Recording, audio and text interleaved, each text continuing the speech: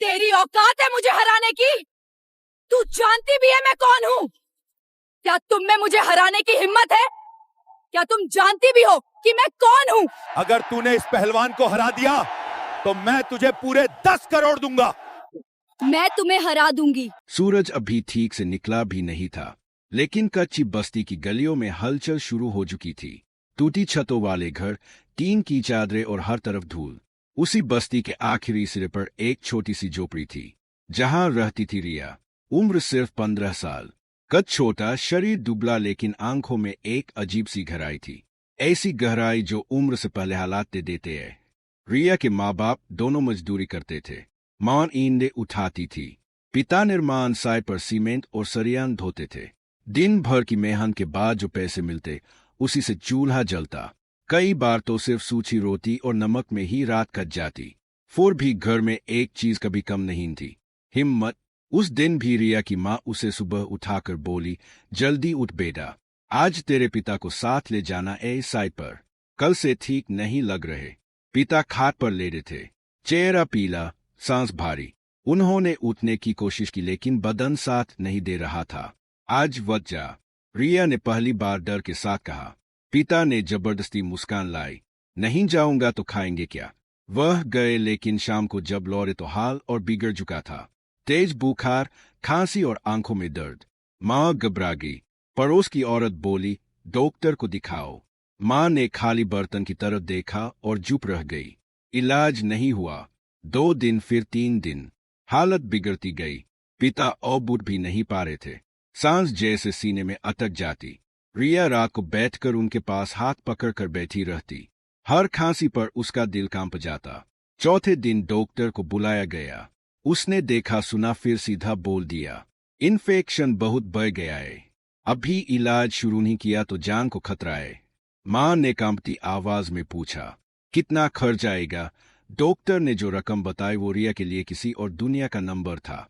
Doctor चला गया। झोपड़ी में सन्नाटा छा गया। मां रोने लगी। मैं क्या करूं बेटा, कुछ नहीं है हमारे पास। उसी रात रिया बाहर बैठी थी। आसमान में तारे थे, लेकिन उसे अंधेरा ही दिख रहा था। तभी दूर से ढोल की आवाज आई, साथ में शोर। कोई चिल्ला रहा था, शहर के मैदान में आज बड़ा दंगल, जीतने वाले को मिलेगा बड़ा इनाम। रिया का ध्यान वही अटक गया। दंगल, उसे याद आया। बचपन में पिता उसे कुश्ती दिखाने ले जाते थे। मिट्टी का अखाड़ा, ताकत, दाव और जीत। पिता हमेशा कहते थे, ताकत शरीर में नहीं हिम्मत में होती है। रिया की मुट्ठी अपने आप भी गई। उसके सामने पिता का चेहरा आ गया, कमजोर, बेबस। उस रात पहली बार रिया ने एक फैसला किया, ऐसा फैसला जो उसकी जिंदगी की दिशा बदलने वाला था। अगली सुबह वह शहर की तरफ चल पड़ी। उसे नहीं पता था आगे क्या होगा, बस इतना पता था, अब कुछ करना जरूरी है। सुबह की हवा ठंडी थी, लेकिन रिया के कदमों में हिचक नहीं थी। झोपड़ी से निकलते वक्त उसने पीछे मुड़कर देखा। पिता खाट पर बेसुध पड़े थे। माँ उनके सिरहाने बैठी थी, आंखें सोई हुई। रिया कुछ नहीं बोली। अगर बोलती तो शायद रुक जाती, और रुकना अब उसके लिए ना था। उसके पास ना पैसे थे, ना कोई सही रास्ता। बस शहर का नाम पता था, और दंगल की आवाज जो रात में सुनी थी वह पैदल ही चल पड़ी। कच्ची सड़क, फिर पक्की सड़क। रास्ते में बसें निकलती, लोग जल्दी में होते, कोई उसे देखता भी नहीं। एक 15 साल की लड़की थी, चप्पल, साधारण कपड़े की से फर्क पड़ता। चलते चलते उसके पैरों में छाले पड़ गए, लेकिन हर दर्द के साथ उसे पिता की खांसी याद आती। वह रुकती नहीं। दोपहर तक वह शहर के बाहरी इलाके में पहुंच गई। वहां माहौल बिल्कुल अलग था। ऊंची इमारतें, शोर, गाड़ियों की आवाज और भीड़। पूछते पूछते वह मैदान तक पहुंची। दूर से ही ढोल सुनाई दे रहे थे। बड़े बड़े पोस्टर लगे थे। लोगों की भीड़ जमा थी। कुछ हंस रहे थे, कुछ दाम की बातें कर रहे थे। बीच में अस्थायी अखाड़ा बनाया गया था। चारों तरफ रस्सियां, अंदर मिट्टी। रिया थोड़ी देर दूर खड़ी रही। उसने देखा महिलाएं कुश्ती लड़ रही थी। कोई भारी शरीर वाली, कोई लंबी चौड़ी। उनके चेहरे पर आत्मविश्वास था। तालियों की गूंज में वे एक दूसरे को पटक रही थी। रिया का दिल तेज धड़कने लगा। मैं यहाँ क्या करने आई हूँ? एक पल को उसके मन में डर आया, लेकिन फिर उसने खुद से कहा, अगर मैं नहीं करूंगी तो कौन करेगा? वह धीरे धीरे आगे बढ़ी। अखाड़े के पास खड़े एक आदमी से बोली, यह दंगल कैसे लड़ा जाता है? आदमी ने ऊपर से नीचे देखा और हंस दिया, तो यहाँ बची गर जा। रिया ने नजरें नहीं झुकाई। मुझे लड़ना है। उस आदमी की हंसी रुक गई। नाम रिया, उम्र 15।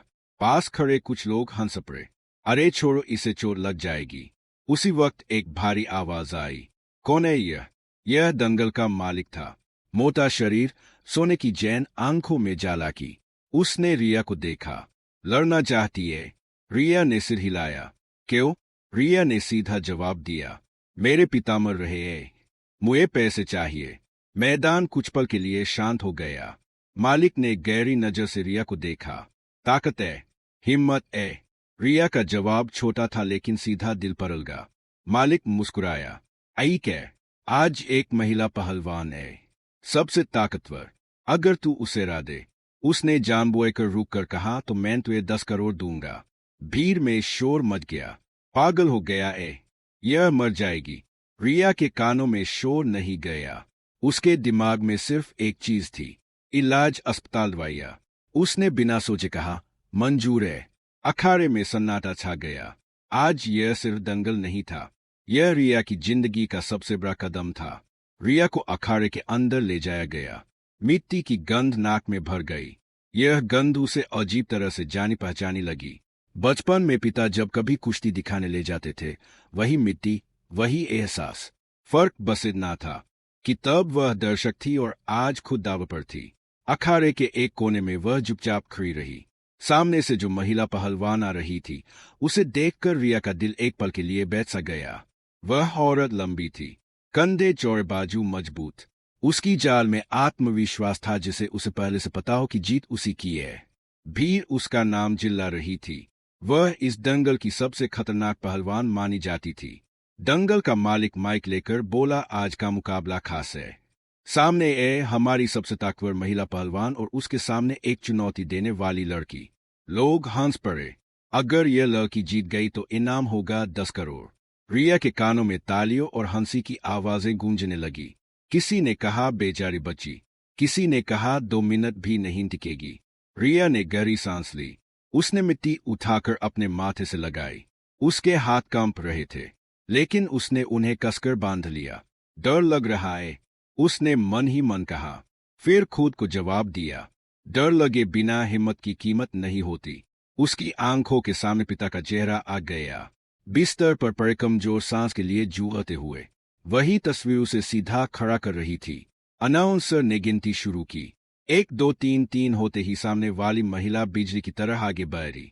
उसका वार सीधा और तेज था। रिया संभल भी नहीं पाई। एक ही झटके में वह जमीन पर गिर पड़ी। उसकी पीठ मिट्टी से टकराई। सांस अटक गई। आंखों के आगे अंधेरा सा छा गया। भीड़ से आवाज आई, खत्म। बस यही था। महिला पहलवान ऊपर खड़ी हंस रही थी। उठ जा बच्ची, वरना चोट लग जाएगी। रिया ने दांत भी। दर्द पूरे शरीर में फैल चुका था, लेकिन उसी दर्द के बीच उसे पिता की आवाज याद आई, गिरने से मत डरना, उठना सीख लेना। उसने जमीन पर हथेली टेकी और धीरे धीरे उठ खड़ी हुई। भीड़ में हलचल हुई। अरे उठ गई। महिला पहलवान फिर झपटी। इस बार रिया ने सीधा सामना नहीं किया। वह एक कदम पीछे हटी। वार खाली गया। यह देखकर महिला को गुस्सा आया। उसने और जोर लगाया। रिया बार बार गिर रही थी, लेकिन हर बार थोड़ा सा बच निकलती। वह समझ रही थी, अगर वह ताकत से भिड़ेगी तो हारेगी। उसे इंतजार करना होगा सही पल का। कुछ मिनटों में ही भारी महिला की सांसें तेज होने लगी। उसका वजन, उसकी ताकत सब उसके खिलाफ काम करने लगे। रिया यह सब देख रही थी। उसकी आंखों में डर अब कम और ज्ञान ज्यादा था। भीड़ अब चुप थी। सब देख रहे थे। यह लड़की टूटी नहीं है, और वहीं से मुकाबले ने नया मोड़ लेना शुरू किया। अखाड़े की मिट्टी अब दोनों के पसीने से गीली हो चुकी थी। रिया की सांस तेज चल रही थी, लेकिन उसके दिमाग में अजीब सी शांति थी। उसे समय आ गया था कि यह मुकाबला ताकत का नहीं समझ का है। भारी महिला पहलवान को गुस्सा आ रहा था। उसे आदत थी कि सामने वाला 2-4 वार में ही ढेर हो जाए, लेकिन यह लड़की बार बार गिरकर भी उठ रही थी। ज्यादा चालाकी मत कर, उसने दांत पीसते हुए कहा और फिर पूरी ताकत से झपटी। इस बार यह तैयार थी। उसने आखिरी पल में शरीर घुमाया। वार खाली गया। महिला का संतुलन बिगड़ा। रिया ने उसी पल उसका हाथ पकड़ लिया। यह पकड़ कमजोर थी लेकिन सही जगह थी। महिला ने झटका दिया और रिया फिर जमीन पर गिर गई, लेकिन इस बार उसने हाथ नहीं छोड़ा। मिट्टी उड़ी, भीड़ में हलचल मच गई। देखो, हाथ पकड़ा है। महिला ने जोर लगाया लेकिन उसका वजन आगे की तरफ झुक गया। रिया को बस यही चाहिए था। उसने अपने पैरों को जमीन में टिकाया और पूरी ताकत नहीं, पूरा दिमाग लगाकर खींचा। महिला घुटनों के बल आ गई। यह पहली बार था जब वह झुकी थी।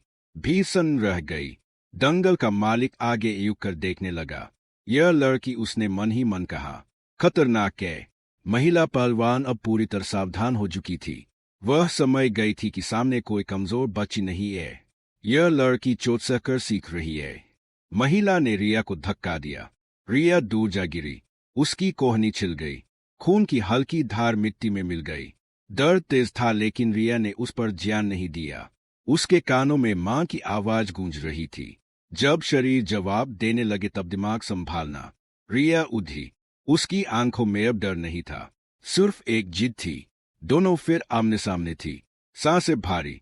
महिला ने फिर हमला किया। इस बार धीरे लेकिन दबाव के साथ वह रिया को नीचे दबाने लगी। वजन भारी था। रिया की छाती पर दबाव पड़ा। सांस लेना मुश्किल हो गया। भीड़ में किसी ने कहा, अब खत्म। रिया की आंखों के सामने अंधेरा छाने लगा, लेकिन उसी अंधेरे में उसे पिता की खांसी सुनाई दी। रात की वही आवाज, वही डर। उसने अचानक अपना घुटना मोड़ा, शरीर घुमाया और महिला की पकड़ अड़ीली होते ही फिसल गई। महिला का वजन आगे गिरा। रिया ने पीछे से पैर फंसाया। धड़ाम! महिला पहलवान पहली बार पूरी तरह जमीन पर गिरी।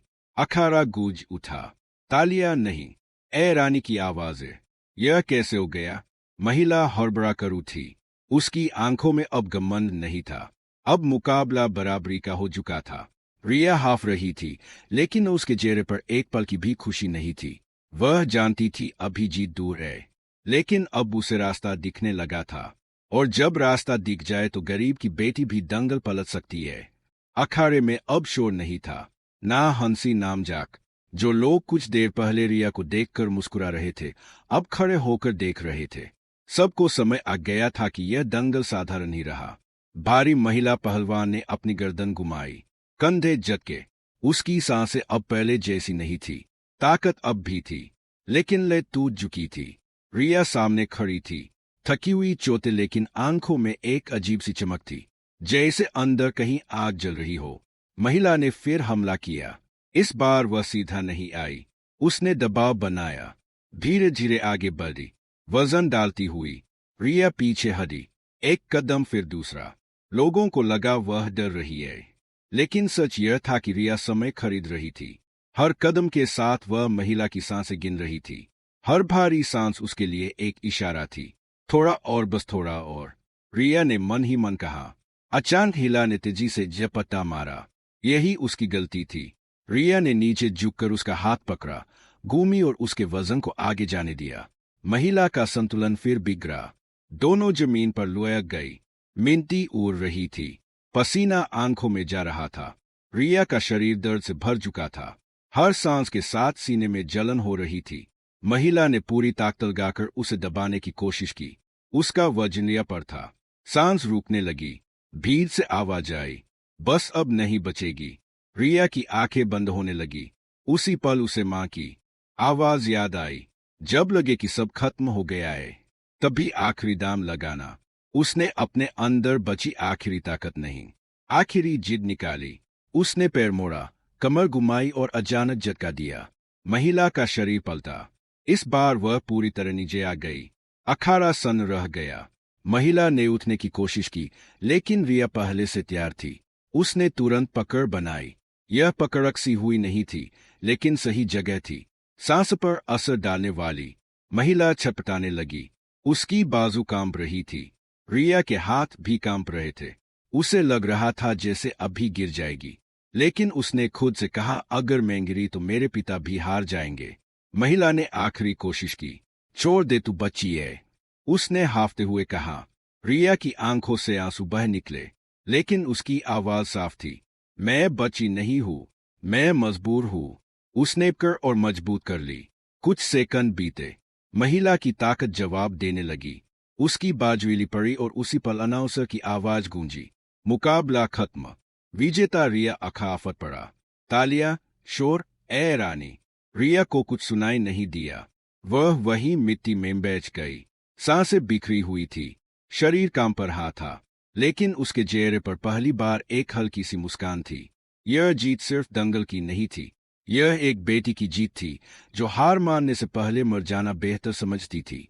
अखाड़े में शोर अब भी गूंज रहा था, लेकिन रिया के लिए सब धुंधला हो चुका था। तालियों की आवाज दूर लग रही थी, जैसे किसी और दुनिया से आ रही हो। वह मिट्टी में बैठी थी, सिर झुका हुआ, सांसें अब भी काबू में नहीं थी।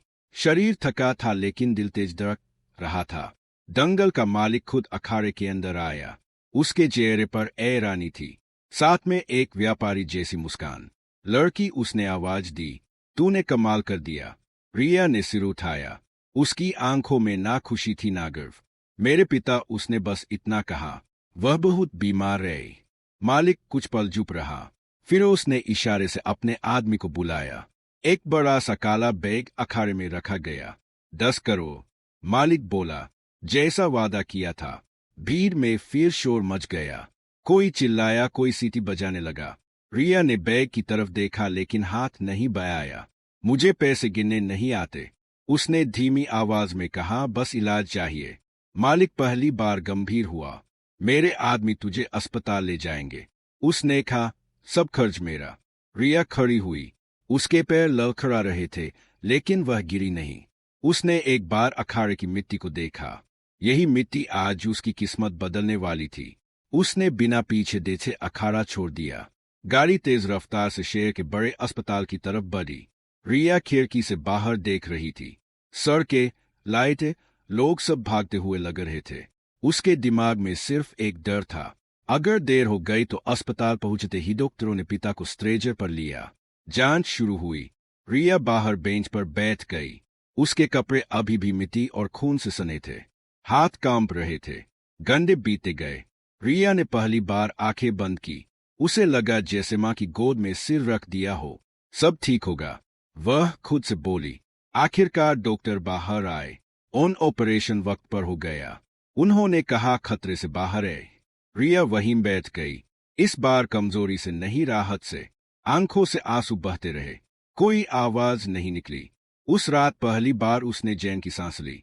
10 करोड़ अब सिर्फ एक रकम नहीं थे, वह उसके पिता की सांस बन चुके थे। और यही से रिया की जिंदगी का नया अध्याय शुरू हुआ।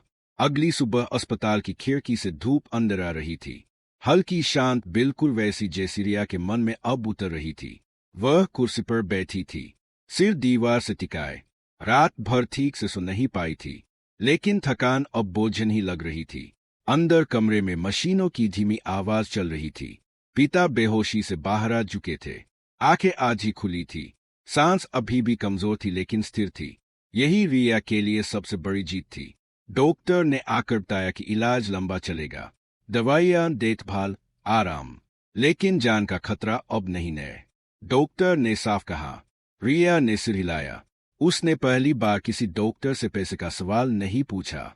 अब डर नहीं था, अब सिर्फ जिम्मेदारी थी। पिता की आंखें खुली।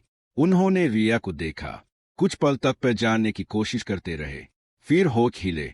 बेटी रिया तुरंत उठकर पास गई, उसका हाथ कर लिया। मैं यही हूँ बाबा। पिता की आंखों में नमी आ गई। तू काम पर क्यों नहीं गई? रिया कुछ नहीं बोली, वह बस मुस्कुरा दी। कुछ देर बाद माँ भी अंदर आई। रात भर रोने के बाद उसका चेहरा थका हुआ था, लेकिन जब उसने पति को होश में देखा तो वहीं बैठकर फूट फूट कर रो पड़ी। इस बार यह रोना डर का नहीं था। अस्पताल के बाहर दंगल के मालिक का आदमी खड़ा था। उसने आकर बताया कि पैसे सुरक्षित रखे गए हैं। इलाज के बाद रहने के लिए छोटा सा घर भी दिलवाया जाएगा। रिया ने बस इतना कहा, मेरे पिता ठीक हो जाए भी काफी है। खबर धीरे धीरे फैलने लगी। वही लड़की, वही दंगल। लोग अस्पताल के बाहर आकर पूछने लगे, कुछ देखने, कुछ यकीन करने। वही है क्या? इतनी छोटी उम्र में रिया किसी से नहीं मिली। उसे कहानी बनने का शौक नहीं था, उसे बस अपना घर बचाना था। कुछ दिन बाद पिता की हालत में सुधार दिखने लगा। खांसी कम हुई, आंखों में जान लौटी। एक दिन उन्होंने रिया से पूछा, तूने क्या किया था? रिया चुप रही। माँ ने धीरे से कहा, इसने दंगल जीता। पिता ने कुछ नहीं कहा, बस रिया को देखते रहे। उनकी आंखों में गर्व था, लेकिन उसे भी ज्यादा चिंता। अब कुछ मत करना ऐसा, उन्होंने कमजोर आवाज में कहा। रिया ने सिर झुका लिया। अब नहीं करना पड़ेगा बाबा। उस शाम जब रिया अस्पताल की छत पर खड़ी थी, शहर की रोशनी नीचे फैली हुई थी। उसे पहली बार लगा कि यह शहर अब उतना डरावना नहीं है। उसने अपने हाथ देखे, चोट के निशान अब भी थे, लेकिन वे उसे कमजोर नहीं मजबूत लग रहे थे, क्योंकि यह निशान याद दिला रहे थे कि जब हालात सबसे नीचे ले जाते हैं, तभी इंसान खुद को ऊपर उठाना सीखता है। समय धीरे धीरे आगे बढ़ने लगा। अस्पताल के सफेद कमरे अब रिया को डराते नहीं थे। पिता की तबीयत हर दिन थोड़ी बेहतर होती जा रही थी। वह अब खुद बैठ पाते थे, पानी पी लेते थे और कभी बिल की मुस्कान भी आ जाती थी। यह छोटी छोटी बातें रिया के लिए किसी खजाने से कम नहीं थी। इलाज पूरा होने के बाद डॉक्टर ने उन्हें छुट्टी दे दी। दंगल के मालिक के आदमी ने जैसा कहा था वैसा ही हुआ। शहर के किनारे एक छोटा सा पक्का घर मिला, ना ज्यादा बड़ा ना बहुत सुंदर, लेकिन सुरक्षित। छत टपकती नहीं थी, दरवाजा ठीक से बंद होता था। रिया की माँ ने पहली बार सुकून की सांस ली। पिता जब उस घर में पहली बार लेटे तो आंखें बंद कर ली। लगता ऐसपना देख रहा हूँ, उन्होंने कहा। रिया ने पास बैठकर जवाब दिया, नहीं बाबा, अब बुरासपना खत्म हो गया है। लेकिन रिया के लिए कहानी यही खत्म नहीं हुई थी। दंगल की खबर पूरे शहर में फैल चुकी थी। लोग पूछने लगे भी लड़की कहाँ है। कुछ पत्रकार आए, कुछ लोग मदद के नाम पर, कुछ सिर्फ तमाशा देखने। रिया ने किसी से बात नहीं की। उसे भी पसंद नहीं थी। उसे शोर में अपना रास्ता नहीं दिखता था। एक दिन वही भारी महिला पहलवान जिसे उसने हराया था खुद रिया के घर आई। उसके कपड़े साधारण थे, चेहरे पर नागमन था ना गुस्सा। तूने मुझे हराया नहीं, उसने कहा, तूने मुझे सोचने पर मजबूर कर दिया। रिया चुप रही। महिला ने आगे कहा, अगर तू चाहे तो मैं तुझे सिखा सकती हूँ सही तरीके से, ताकि तू खुद को नुकसान पहुंचाए बिना मजबूत बन सके। यह बात रिया के लिए नहीं थी। उसने पहली बार कुश्ती को सिर्फ मजबूरी की तरह नहीं, एक रास्ते की तरह देखा। मैं सोचूंगी, उसने जवाब दिया। उस रात रिया देर तक जागती रही। उसे पिता की खांसी नहीं सुनाई दे रही थी। मां चैन से सो रही थी। बाहर सड़क पर हल्की आवाजें थी। उसने सोचा, क्या उसकी जिंदगी सिर्फ एक दंगल तक ही सीमित थी? अगले दिन उसने मैदान जाना शुरू किया। रोज नहीं, धीरे धीरे वह मिट्टी को छूती, सांस लेती और खुद को समझने की कोशिश करती। अब वह डर से नहीं लड़ रही थी, अब वह सीख रही थी। लड़कियां उसे देखने आने लगी। कोई बोली, दीदी क्या हम भी सीख सकते हैं? रिया मुस्कुरा देती, पहले पढ़ाई पूरी करो। वह कहती, ताकत के साथ दिमाग भी चाहिए। उसके अंदर कुछ बदल रहा था। वह वही गरीब लड़की थी, लेकिन अब हालात उसके मालिक नहीं थे। उसे समय आ गया था। 10 करोड़ ने उसके पिता की जान बचाई थी, लेकिन असली जीत वह थी जब उसने अपनी जिंदगी की दिशा खुद चुनी। अगर आपको यह कहानी पसंद आई हो तो वीडियो को लाइक करें, चैनल को सब्सक्राइब करना ना भूलें और कमेंट में अपने शहर या गांव का नाम जरूर लिखें। आपका एक लाइक और कमेंट हमें ऐसी ही नई कहानियां लाने की ताकत देता है।